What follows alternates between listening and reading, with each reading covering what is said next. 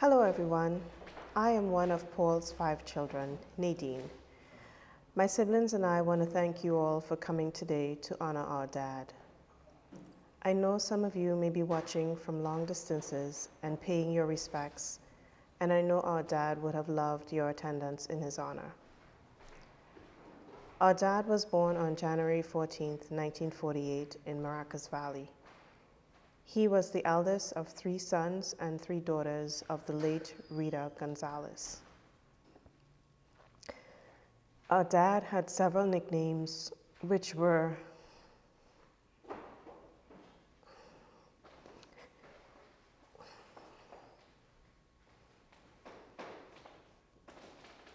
Pablo, Fat Man, Red Man, Scruples, Short Man, Daddy Paul, to name a few.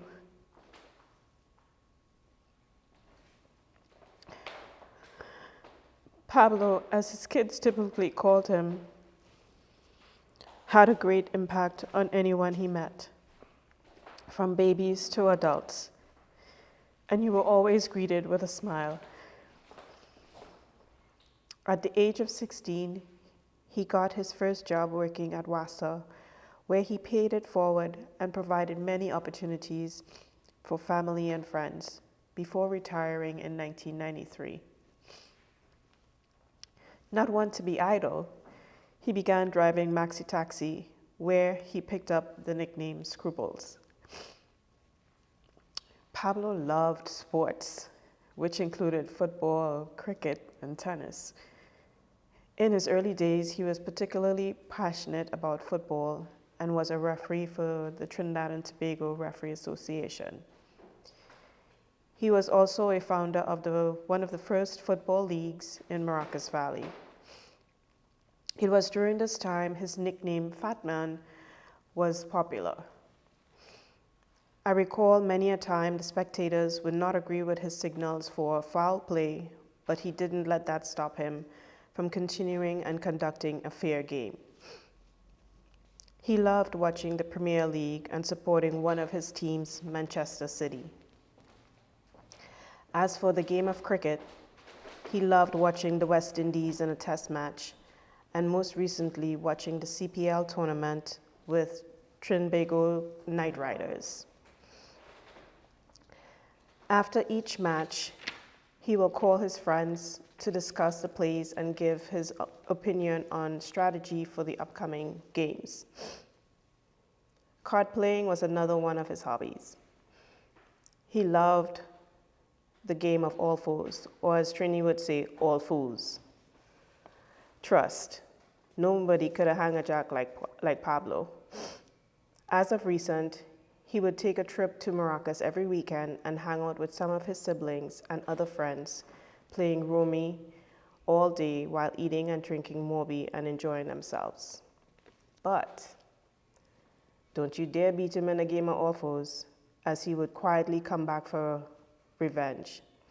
As I recall, on one of his trips to New York where I kept winning, he didn't like that too well and wanted a rematch. During my childhood, Pablo had a navy blue Toyota Corolla that was his pride and joy, and not everyone got the opportunity to drive it. He also transported my cousins and myself to and from primary school. This was also something he continued to do for my siblings during their school days. On most Saturdays, he would take us for a special drive to go get KFC or ice cream. And to keep with the Sunday tradition, he would organize to take us to Maracas Beach on a family trip. One thing you know he would do when he arrived at the beach is to teach my cousins and I how to float. He was a strong swimmer and would swim out to the boats at Maracas Beach, which I admired. Pablo had a good sense of humor and would always tell you a joke. This would bring a smile to your face regardless of how stale or corny the joke was. You couldn't help but laugh, and he would follow up with his remarks and his signature laugh, to which you had no control over your reaction and would end up laughing or smiling along with him. He was a person to take the biggest responsibility in every and any situation. You can always learn something new from him, and then he would always give you great advice. He was always willing to help anyone possible in any which way he can, and went out of his way to make everyone happy and satisfied. If you knew our dad, he was a man not to play with time. Don't be late. If he says 8 o'clock, you better be ready so he can get you there before your scheduled time, because on time is still being late for him. I guess Abby remembers this well. He was always reliable and would always drop what he's doing whenever you need him or call on him. When it came to music, our dad loved parang, kaiso, jazz, rockers, and listening to steel pan. One of his favorite artists is Aaron Neville, and he loves singing along with his songs. He totally disliked any new soca, dancehall, and hip hop. To this, he would refer to it as garbage music. Another favorite pastime of his was to go to the movies and or cinema, as he would call it back in the day. Our dad was always one to be honest about his feelings and could never keep his opinion to himself. According to the old-time saying, he would never hold water in his mouth for anyone or anything. Pablo was not a person that would frequently be in the kitchen, but when he had the chance, he would make his famous amazing tuna paste that everyone loved. Every Sunday, he would make tuna sandwiches and take to the church where the congregation would crave for more. Well, as you know, he did not have an exact recipe, but we can say his biggest secret ingredient was love. He was very proud of himself when he made it because people loved it.